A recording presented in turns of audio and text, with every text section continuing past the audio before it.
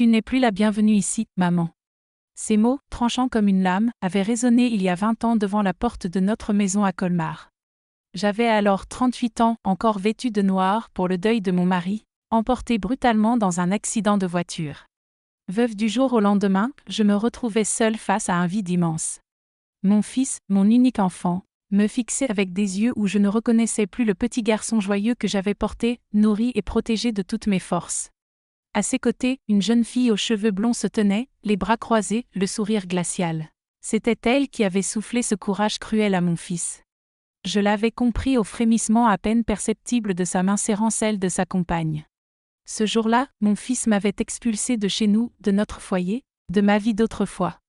Je n'avais même pas refermé la blessure laissée par la mort de mon mari que déjà mon enfant me condamnait à l'exil. Je suis partie avec pour tout bagage un sac de vêtements et quelques photos. Il ne voulait plus de moi sous ce toit. J'ai accepté ce verdict sans un mot, brisé, trop faible pour protester contre cette injustice. Depuis ce jour, je n'ai jamais remis les pieds dans cette maison. Mes lettres restaient sans réponse. Mes appels se heurtaient au silence glacial. Même mes tentatives pour voir mon petit-fils, né quelques années plus tard, se sont heurtées à des refus répétés. On me disait que ma pauvreté, ma vie modeste, n'était pas digne d'un enfant. Ma simple présence risquait de lui causer honte et gêne. Alors j'ai cessé d'insister. J'ai appris à composer avec ce rejet comme on apprend à marcher avec une plaie qui ne se referme jamais. Chaque jour, la douleur revenait, peut-être moins vive, mais toujours présente. Je continuais à respirer, à avancer, mais une partie de moi était figée devant cette porte close. Le jour terrible où mon fils avait choisi de rompre le lien qui nous unissait restait gravé au plus profond de moi. 20 ans ont passé. J'ai vieilli seule, travaillant de petits emplois et vivant dans un appartement modeste à Colmar. Ma seule consolation fut ma tante, la sœur cadette de ma mère, qui n'avait jamais eu d'enfant. Elle m'aimait comme une fille et moi je l'aimais comme une seconde mère. Chaque semaine, j'allais chez elle, l'aidais à faire ses courses, trier ses papiers et partager sa solitude. Je ne pensais pas à un héritage.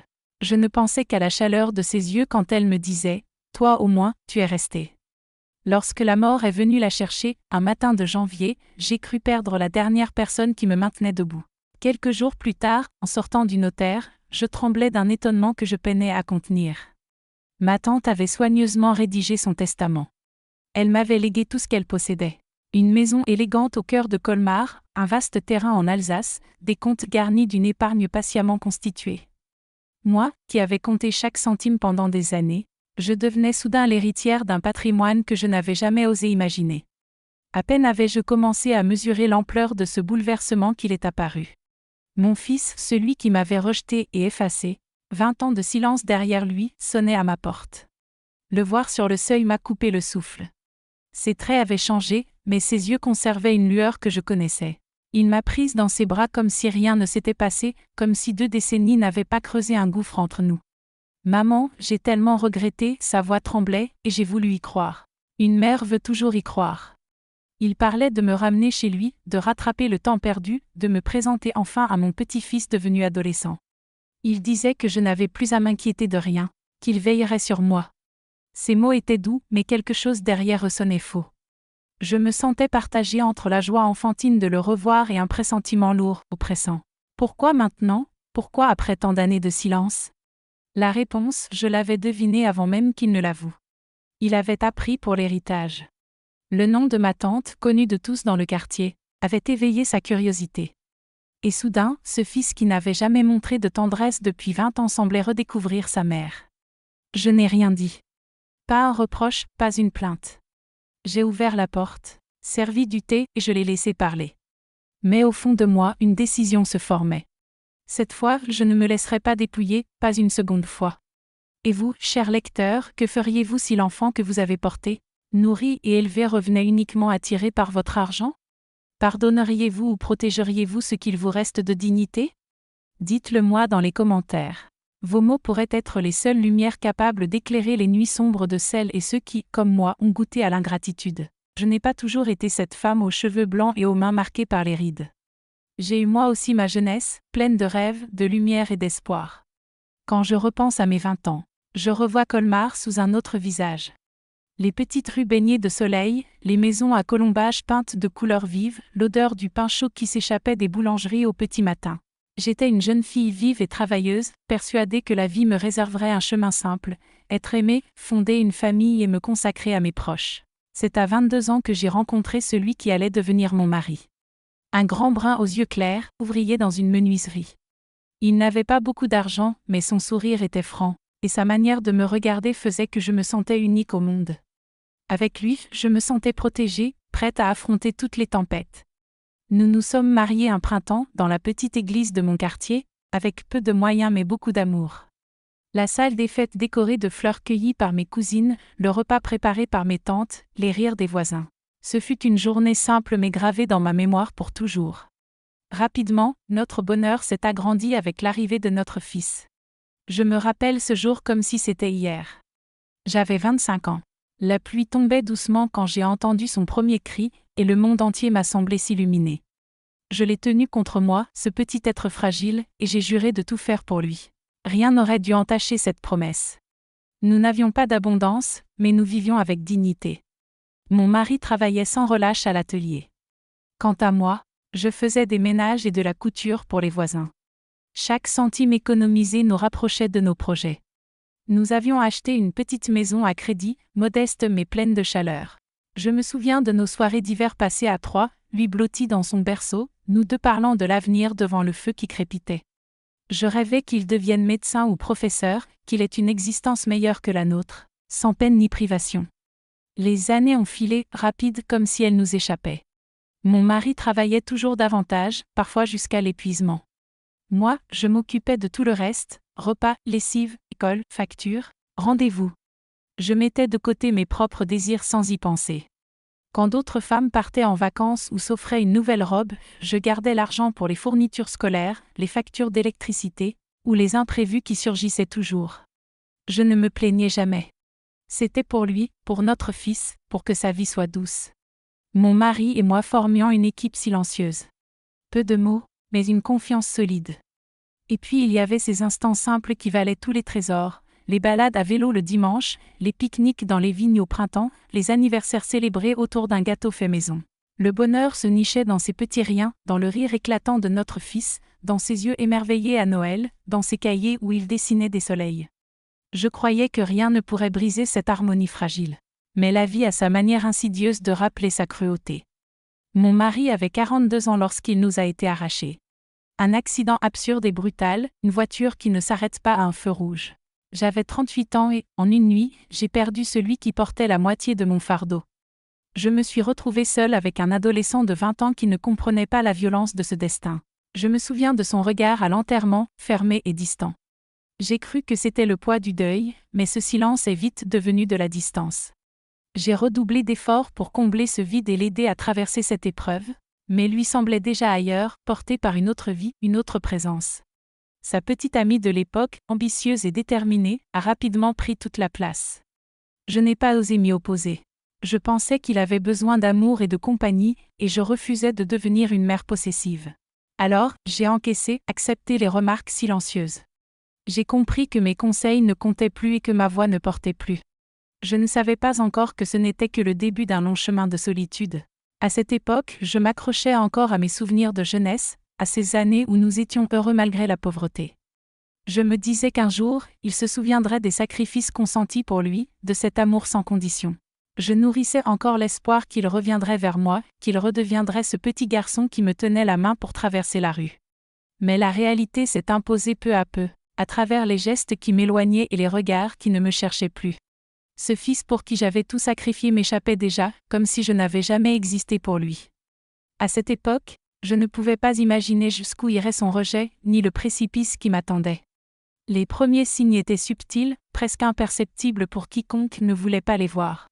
Moi, je les ressentais pleinement. Mon fils, que j'avais élevé, nourri et protégé au prix de privations, commençait à me considérer autrement. Ce n'était plus ce regard d'enfant en quête de refuge, ni même celui d'adolescent à la recherche de repères. Non, c'était un regard lourd, parfois chargé de mépris, comme si j'étais devenue une gêne dans sa vie. Il avait à peine 20 ans, l'âge où l'on a encore besoin de sa mère. Pourtant, dans ses gestes, je lisais déjà l'impatience d'un jeune homme qui souhaite voir disparaître l'autre. Quand je préparais un repas simple avec ce que je pouvais me permettre, il fronçait les sourcils. Il ne voyait pas le travail ni l'effort que chaque plat représentait. Quand je lui proposais de l'aider pour ses études, il soupirait. « Laisse, tu ne comprendrais pas, disait-il, comme si j'étais devenue inutile et ignorante. » Puis sont venus les silences. Ces moments où mes paroles semblaient tomber dans un puits sans fond. Il ne répondait plus, ou se contentait d'un hochement d'épaules distrait. Son esprit était ailleurs, tourné vers elle. Cette jeune femme qu'il avait ramenée un soir, presque sans prévenir. J'avais ouvert la porte et les avais trouvés, main dans la main, riant ensemble, comme si ma maison leur appartenait déjà. Je me souviens de ma gêne, de mes mains tremblantes en leur servant le café. Elle m'avait salué poliment, mais d'un ton sec et condescendant, celui d'une étrangère qui sait qu'elle prendra bientôt la place maîtresse. Rapidement, ses affaires ont envahi la chambre de mon fils, puis le salon. Une brosse à cheveux laissée sur la table, un manteau accroché à la patère, des livres étalés partout. Et moi, je n'ai rien dit. Je pensais que c'était normal qu'il construise sa vie, qu'il partage son quotidien avec quelqu'un. Mais au fond de moi, je sentais ce glissement. Je devenais l'intruse chez moi. Les humiliations sont arrivées par petites touches, comme des épingles invisibles. Quand des amis venaient, je n'étais plus présentée comme sa mère, mais comme elle, la vieille, celle qui habite encore ici. Une fois, j'ai surpris une phrase qui m'a glacée. Elle n'a pas grand-chose à dire, tu sais. C'était ma maison, mon toit, et pourtant j'étais traitée comme une locataire de passage. J'encaissais tout en silence. Pourquoi ? Parce que je croyais que protester me ferait perdre ce qu'il me restait de lui. Je m'accrochais à l'idée que tout passerait, que ce n'était qu'une crise de jeunesse et qu'il finirait par comprendre.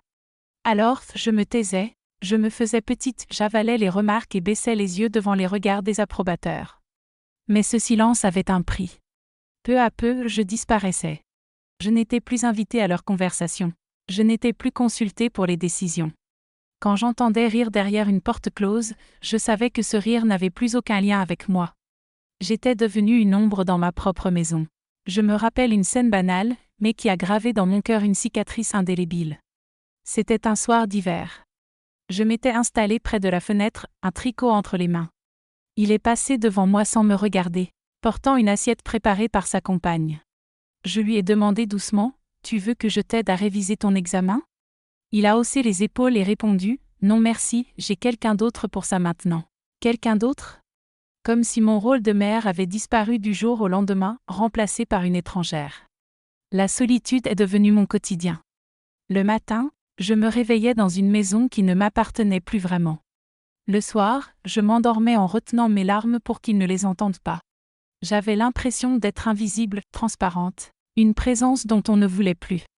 Mais je m'accrochais à une seule certitude. Je devais rester pour lui, pour ne pas rompre entièrement ce fil déjà si fragile. Je ne savais pas encore que ce fil, il allait bientôt le couper de ses propres mains. Je me souviens très bien de ce matin-là. Un dimanche clair, où la neige commençait à fondre dans les rues de Colmar.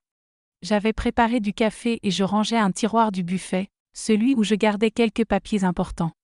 L'acte de propriété de la maison, quelques relevés bancaires, les lettres de mon mari, précieusement conservées.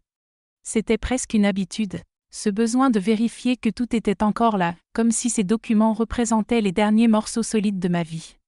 Quand j'ai ouvert l'enveloppe contenant l'acte de propriété, mes mains se sont figées. Une signature qui n'était pas la mienne apparaissait en bas d'une copie. Mon fils avait imité maladroitement mon écriture. J'ai senti mon cœur tambouriner dans mes tempes. Je n'avais jamais signé ce papier et pourtant il indiquait que la maison ne m'appartenait plus entièrement. Une part avait été transférée à son nom. Je suis restée assise, le souffle coupé, le papier tremblant entre mes doigts. Je ne voulais pas y croire. Peut-être une erreur, mais non, je savais. C'était lui, mon fils, mon propre sang, celui pour qui j'avais sacrifié ma jeunesse, falsifiant ma signature pour s'approprier ce que j'avais construit avec mon mari. Les pas résonnants dans le couloir m'ont tiré de ma stupeur. Il est apparu insouciant, sourire aux lèvres, suivi de sa compagne. Ils riaient ensemble, parlant de leur projet. En me voyant avec le document, son visage a changé. Un éclair d'agacement a traversé ses yeux. « Maman, pourquoi tu fouilles là-dedans ? Tu devrais te reposer. » J'ai levé le papier devant lui, la voix tremblante. « Qu'est-ce que c'est que ça ?» Il a haussé les épaules, presque blasé. « C'est normal maman, tu ne vas pas garder cette maison toute seule. Tu ne pourras jamais assumer. J'ai réglé ça pour nous, pour l'avenir. Pour nous. » Le mot m'a transpercé. Il ne s'agissait pas de nous. Il s'agissait de lui, de son avenir, de ses désirs. Moi, j'étais déjà effacée de l'équation. Sa compagne a pris la parole d'un ton tranchant. Vous savez, ce n'est pas raisonnable à votre âge de vous encombrer de tout ça. Vous devriez penser à partir dans un endroit plus adapté, une résidence. Une résidence. Le mot a résonné comme une sentence. On ne me voyait plus comme une mère, ni même comme une femme, mais comme un poids dont il fallait se débarrasser. Je n'ai rien répondu. Ma gorge s'était nouée. J'ai senti la brûlure de la trahison s'étendre dans tout mon être. Ce n'était plus une simple remarque désobligeante. Ce n'était plus de l'indifférence. C'était un geste calculé, une action concrète pour me dépouiller. Ce soir-là, je me suis enfermée dans ma chambre, le document encore serré dans mes mains. J'ai pleuré longtemps, en silence, pour ne pas leur donner la satisfaction de m'entendre. Dans l'obscurité, je voyais le visage de mon mari comme une ombre bienveillante et je lui ai murmuré « Pardonne-moi. Je n'ai pas su protéger ce que nous avions construit. » Mais au milieu des larmes, une pensée nouvelle a surgi. Dure, brûlante, implacable. Je ne voulais plus être la victime de mon fils. Je ne voulais plus subir. Je repensais à toutes ces années de sacrifice, aux nuits passées à coudre pour payer ses fournitures, aux repas que je m'étais privée de manger pour qu'il ait assez. Et voilà ce qu'il me rendait. Le vol, le mépris, l'éviction. Une mère qu'on efface comme un meuble inutile. Cette nuit-là, je n'ai pas fermé l'œil. Je marchais dans la maison, touchant les murs, les cadres, les meubles comme pour parler à Dieu. Puis je suis revenue m'asseoir et j'ai pris une feuille. J'ai commencé à écrire, pas une lettre de supplication, mais des notes, des observations. Je retraçais ce que je voyais, ce que j'avais découvert. Je savais que ce papier falsifié n'était que le début. Ils avaient un plan. Et moi, j'allais en élaborer un aussi. Ce fut la goutte d'eau, l'injustice qui fit basculer ma vie. Jusqu'alors, j'avais accepté les humiliations en silence, croyant que l'amour suffirait. Mais ce soir-là, j'ai compris que mon silence les nourrissait, qu'il leur donnait le pouvoir. Dans ce silence épais, une décision s'est gravée en moi. Je ne serai plus leur proie. Plus jamais. Les jours suivants furent parmi les plus longs de ma vie. Je vivais dans ma propre maison comme une étrangère, entourée de visages familiers devenus hostiles. Chaque bruit dans le couloir me mettait en alerte. Je guettais leurs chuchotements derrière les portes closes, les regards échangés entre eux que je n'étais pas censé voir. Tout me confirmait qu'un plan se tramait, que ce document falsifié n'était pas un hasard. Les nuits étaient encore plus difficiles. Je me retournais sans cesse dans mon lit, incapable de trouver le sommeil. Les images défilaient dans mon esprit. Mon mari me souriant dans notre cuisine, mon fils enfant blotti dans mes bras, puis ce même fils adulte, froid, détaché, prêt à m'effacer pour s'approprier ce qu'il considérait déjà comme sien. À chaque insomnie, la colère grandissait, mais aussi une douleur sourde, celle de l'incompréhension. Comment avait-il pu en arriver là? Comment le petit garçon que j'avais tant aimé pouvait-il me trahir ainsi? Je priais en silence, comme je l'avais appris enfant.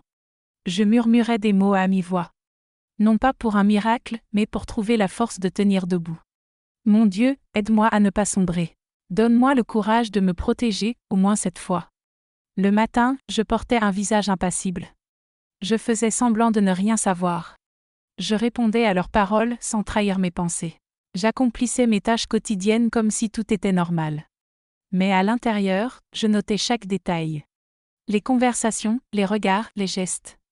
J'ai commencé à tenir un carnet, caché au fond d'un tiroir, où j'inscrivais chaque petit élément suspect. Les dates, les mots exacts, les changements dans leur comportement. Ce carnet est devenu mon allié, une arme silencieuse contre leur mépris. Peu à peu, j'ai cherché de l'aide. Pas ouvertement, je savais qu'ils surveillaient mes moindres gestes. Alors, dès qu'ils s'absentaient, je sortais discrètement. Je me rendais à la bibliothèque municipale, prétextant une promenade, pour consulter des ouvrages sur le droit des successions et la protection des biens. Moi, qui avais toujours laissé les hommes gérer les papiers, j'apprenais à comprendre ce langage froid et précis. Chaque nouveau mot déchiffré me donnait une force inattendue. Un jour, j'ai osé pousser la porte d'un office notarial. Je me suis assise face à un homme d'une 50aine d'années, lunettes sur le nez, qui m'écoutait attentivement. Je n'ai pas tout révélé, pas encore prête à livrer l'ampleur de mon humiliation. Mais j'ai parlé de mes craintes, des documents suspects, de ma peur d'être dépossédée. Son regard sérieux m'a confirmé que je n'étais pas folle. Il m'a expliqué les procédures, les protections possibles, les preuves nécessaires. Quand je suis sortie, le soleil de l'après-midi semblait moins lourd. Pour la première fois depuis des années, j'avais l'impression de reprendre un peu de contrôle. À la maison, je continuais à jouer mon rôle de mère effacée. J'écoutais leurs projets sans protester. Delphi me parlait de réaménagement, de la chambre qu'elle voulait transformer en bureau, de la cuisine à refaire. Je hochais la tête, mais chaque mot résonnait en moi comme un coup de massue. Ils parlaient de mon foyer comme s'il leur appartenait déjà. Dans mes nuits d'insomnie, je faisais des plans. Je réfléchissais à ce que je pourrais vendre, à ce que je devais protéger, les comptes, les papiers, les biens. Tout ce que j'avais ignoré jusque-là devenait crucial. Et plus je préparais ces détails, plus je sentais renaître une part de moi que je croyais morte, ma volonté, mon instinct, mon intelligence pratique, mon sens de la survie. Mais avec cette force est venue une tristesse immense. Fallait-il en arriver là? Fallait-il vraiment se protéger contre son propre fils? Préparer une stratégie comme face à un ennemi? Le conflit intérieur était terrible. Une partie de moi voulait tout abandonner, fermer les yeux, tout lui donner pour qu'au moins il reste près de moi. Mais l'autre partie, la plus blessée, refusait d'être à nouveau la victime. Ces pensées me hantaient jusqu'à l'aube. Je me levais avec les yeux rouges, mais une certitude s'était gravée dans mon cœur. Si je voulais sauver ma dignité, je devais agir. Je ne savais pas encore comment, mais j'étais résolue. Cette fois, je ne céderai pas. Cette fois, je me battrai. À partir de ce moment, ma vie est devenue une pièce de théâtre dont j'étais à la fois l'actrice principale et la metteuse en scène. Je savais qu'ils me guettaient, cherchant le moindre signe de faiblesse. Alors, j'ai décidé de jouer leur jeu, sourire, hocher la tête, paraître effacé. Derrière ce masque, chaque geste était calculé. Ma première décision fut de protéger ce qui pouvait l'être. J'ai pris rendez-vous en secret avec le notaire que j'avais rencontré. Il m'a reçu dans son bureau boisé, loin du tumulte de la ville. Je lui ai parlé franchement et lui ai montré le document falsifié. Son regard s'est durci. Il a pris des notes, m'a conseillé d'entamer des démarches discrètes. Vous devez reprendre la main, madame, m'a-t-il dit, ferme. J'ai senti une étrange chaleur m'envahir. Pour la première fois depuis des années, quelqu'un se plaçait de mon côté. Avec son aide, j'ai commencé à mettre de l'ordre. J'ai ouvert un nouveau compte bancaire à mon nom, dans une autre agence. J'y transférerai mes économies progressivement, en veillant à rester discrète. J'ai également rassemblé mes papiers les plus précieux dans un coffre loué en secret. Chaque visite à cette banque me donnait l'impression d'être une espionne menant une mission secrète. Mon cœur battait, mes mains tremblaient, mais je ressentais aussi une force nouvelle, une fierté sourde. Je reprenais possession de ma vie. Ensuite, j'ai réfléchi à l'héritage de ma tante. C'était une fortune bien au-delà de ce que j'avais imaginé, plusieurs biens immobiliers, des comptes garnis, des terrains. Je savais que cette richesse attisait toutes les convoitises, et je refusais qu'elles deviennent leur arme de domination. J'ai demandé au notaire de préparer une série d'actes. Une partie des biens fut mise en vente, l'autre placée sous protection. J'ai pris aussi une décision intime, rédiger mon propre testament. Ce fut un moment douloureux et libérateur. Douloureux parce qu'écrire noir sur blanc que mon fils ne recevrait rien me brisait le cœur. Libérateur parce que je savais que j'agissais avec justice. Je me souviens de la plume dans ma main, de l'encre glissant doucement sur le papier, et de ma voix intérieure qui me répétait « Cette fois, c'est toi qui décides ». J'ai indiqué clairement que, hormis une petite maison au bord d'un lac que je gardais pour moi, tout le reste serait légué à une fondation caritative. L'idée que cet argent puisse servir à des enfants défavorisés ou à des femmes en difficulté apaisait un peu ma douleur. Si mon fils refusait de reconnaître l'amour que je lui avais donné, au moins d'autres âmes pourraient bénéficier de mes sacrifices. Pour ne rien éveiller de soupçons, je jouais le rôle de la vieille mère faible et reconnaissante. Je souriais à leurs projets de rénovation. J'écoutais leurs discours sur l'avenir. Je posais même des questions comme si j'y participais. Eux, aveuglés par leur avidité, croyaient à ma docilité. Je les regardais s'imaginer déjà propriétaires de mes biens, et gardaient pour moi le secret de mes démarches. Je me souviens d'un dîner particulièrement cruel. Delphi parlait avec un ton glacial de la façon dont elle transformerait le salon en espace moderne, comment elle organiserait les réceptions. Mon fils acquiesçait, rêveur, comme si tout cela leur appartenait déjà. Moi, je les regardais calmement, cachant mes pensées derrière un masque de lassitude. Mais au fond de moi, une flamme brûlait. Ils ne savaient pas que leur château de cartes allait bientôt s'effondrer. Petit à petit, j'ai aussi pris mes distances physiquement. Je prétextais des visites médicales, des promenades pour rencontrer des agents immobiliers, des banquiers, des juristes. Chaque rendez-vous rapprochait un peu plus ma revanche silencieuse. Je notais tout avec minutie, classais les papiers, vérifiais les dates. Moi, qui avais toujours laissé les autres gérer, je devenais stratège, gardienne de mon avenir. Le plus difficile fut de contenir mes élans de tendresse.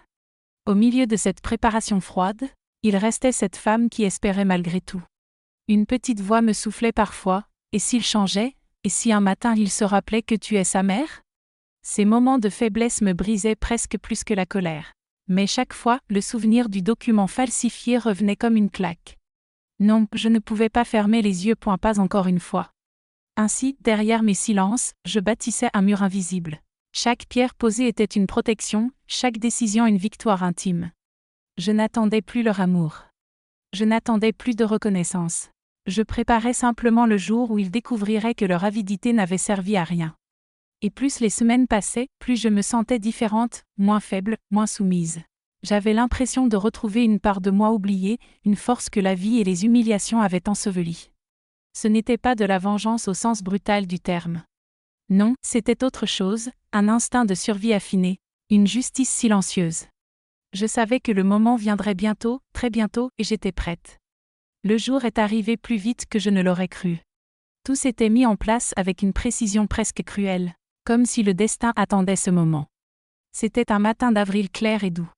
Les lilas fleurissaient dans les jardins de Colmar, l'air portait la promesse du printemps. Je m'étais levée plus calme que jamais. Sur la table, un petit déjeuner simple, du café, une tartine. Je savais que cette journée scellerait quelque chose d'irréversible. Mon fils est arrivé dans le salon, suivi de sa compagne. Ils étaient élégamment vêtus, un dossier à la main. Je connaissais déjà ce regard partagé, celui de la victoire anticipée. Ils s'assirent en face de moi, confiants dans leur force. « Maman, nous avons quelque chose à te montrer », commença-t-il. Je ne dis rien. Je laissais leurs paroles se dérouler comme un fil déjà trop tendu. Ils sortirent des papiers, des projets d'actes, un document indiquant que la maison, les terrains et une partie de l'héritage de ma tante devaient passer sous leur gestion. « Pour ton bien, tu comprends », ajouta Delphi, la voix douce mais tranchante comme un couteau. J'ai feint l'étonnement. J'ai hoché la tête comme une vieille femme résignée. Puis, lentement, j'ai sorti de mon sac une enveloppe cachetée. Je l'ai déposée sur la table entre nous avec des gestes mesurés. Vous savez, ai-je dit doucement, je me suis aussi occupée de quelques formalités. Le silence a envahi la pièce. Mon fils a ouvert l'enveloppe d'une main fébrile. À l'intérieur, plusieurs copies officielles, les actes de vente déjà signés, les documents bancaires attestant des transferts, et surtout, le testament enregistré chez le notaire. Je l'ai vu pâlir. Leur triomphe s'éteignait en quelques secondes, comme une bougie qu'on souffle. La maison dont ils rêvaient avait déjà été vendue. Les terrains n'étaient plus à mon nom. Les comptes sur lesquels ils comptaient étaient inaccessibles. Et le testament, ce coup final, stipulait clairement que rien ne leur reviendrait, pas un centime, hormis quelques souvenirs personnels que je gardais. Mon fils trembla. Ses lèvres vibraient, ses mains serraient les papiers comme pour les déchirer. « Tu n'as pas pu faire ça. » Sa voix brisée trahissait un écho d'enfance coupable. Sa compagne se leva brusquement, furieuse. « Vous ne réalisez pas, madame, vous êtes en train de détruire votre propre famille. » Je l'ai regardé droit dans les yeux. Mon silence fut ma réponse. Dans ce silence, il y avait 20 ans de blessures, de larmes étouffées, de sacrifices oubliés. Ils insistèrent, supplièrent, puis hurlèrent. Mon fils saisit même ma main, me murmurant qu'il regrettait, qu'il voulait simplement m'aider. Mais ces mots sonnaient creux, trop tardifs, trop intéressés. Je le regardais, impassible.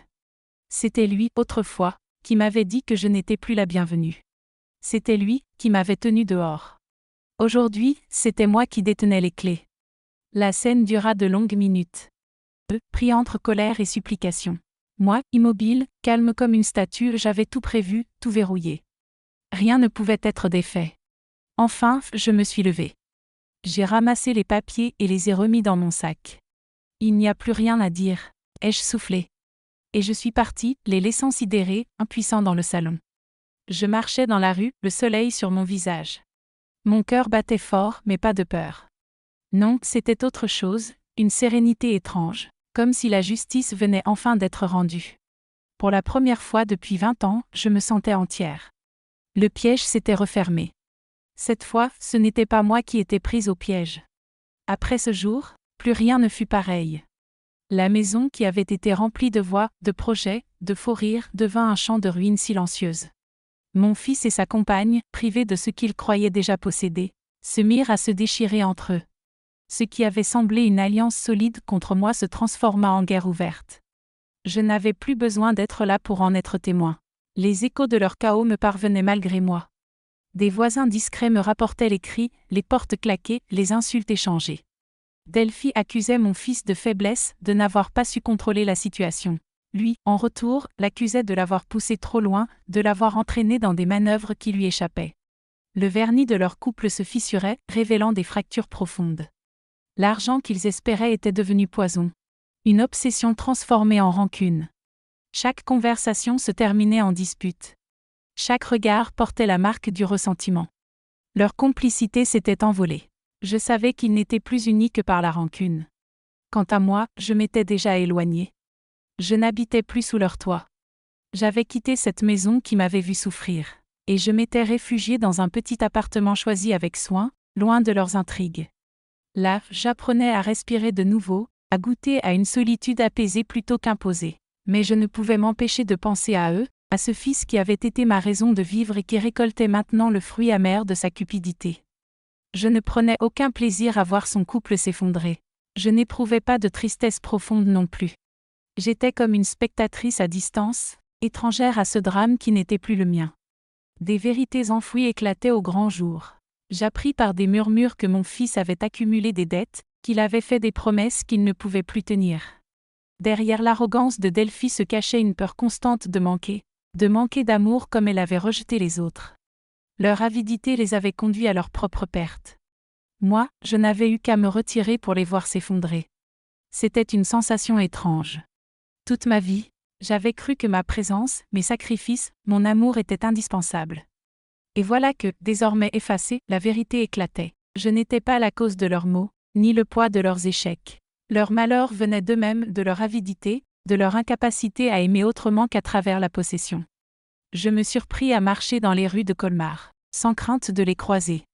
Si je les voyais, je pouvais détourner les yeux sans douleur. Il n'y avait plus de prise sur moi. Le fil qui me liait à eux s'était brisé, non dans la haine, mais dans un détachement irréversible. Un soir, j'ouvris mon carnet, celui où j'avais consigné tant de nuits d'angoisse, de soupçons et de détails. Je le feuilletai lentement, relisant mes notes tremblantes, mes peurs griffonnées dans les marges. Puis je le refermai et, sans hésiter, je le jetai dans la cheminée. Les flammes dévorèrent ces pages noircies, et avec elles une part de mon passé douloureux. Je savais que leur vie continuerait chaotique, fragmentée. Peut-être qu'un jour mon fils se retrouverait seul, contraint de regarder en arrière. Peut-être comprendrait-il enfin. Mais ce n'était plus à moi d'attendre, plus à moi de souffrir dans l'espoir d'un retour. À distance, je regardais ce chaos comme on observe un orage au loin, impressionnant, bruyant, mais incapable de m'atteindre. J'étais déjà ailleurs, en train de reconstruire ma propre vie, enfin libérée de leurs ombres. Je me souviens du jour où j'ai franchi la porte de ma nouvelle maison. C'était une petite bâtisse blanche au bord d'un lac, près de Gérardmer, avec des volets bleus qui souriaient au soleil. Le silence y était profond, mais pas oppressant. Le silence de la paix retrouvée, et non celui des rancunes et des humiliations. Je n'avais emporté que le strict nécessaire, quelques meubles modestes, les photos de mon mari, 2 ou 3 objets auxquels je tenais. Tout le reste, je l'avais abandonné comme on se défait d'une peau devenue trop lourde. Ici, je pouvais respirer sans craindre un regard, préparer un repas sans anticiper une critique. Je n'étais plus invisible point j'étais seule, certes, mais pleinement moi-même. Les premiers matins furent étranges. Je me réveillais tôt, déroutée par la nouveauté des lieux. Puis peu à peu, je m'habituais au son nouveau. Le chant des oiseaux, le clapotis de l'eau contre les pierres, le vent passant entre les sapins. Chaque détail me rappelait que je n'avais plus rien à craindre. Je pouvais enfin vivre à mon rythme, libre. Je me mis à sortir davantage, à goûter à chaque petit bonheur simple, comme une renaissance.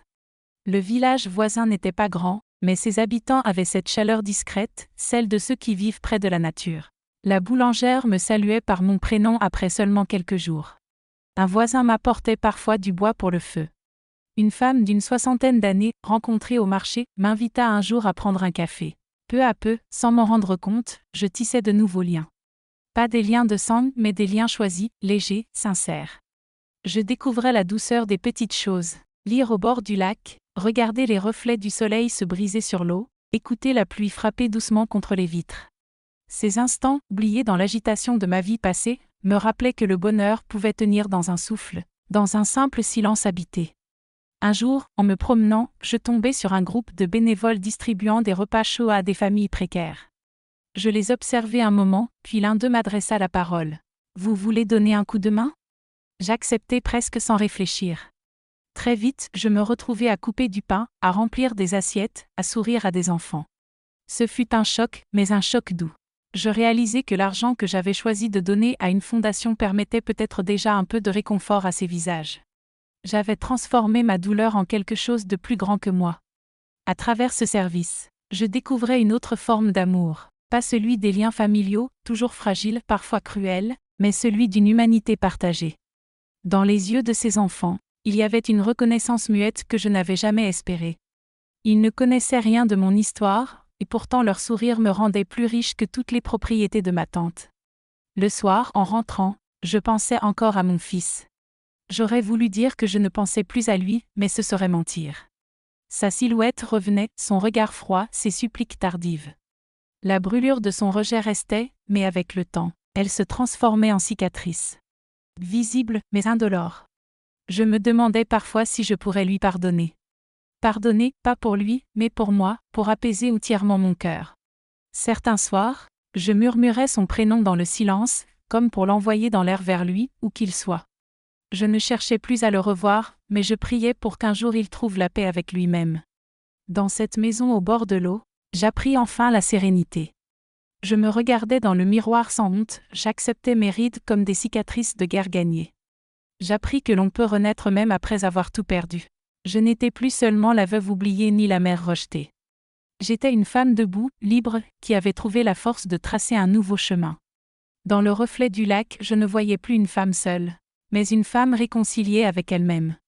Un soir d'automne, alors que la lumière déclinait doucement sur le lac, je m'assis près de la fenêtre, une tasse de tisane chaude entre les mains.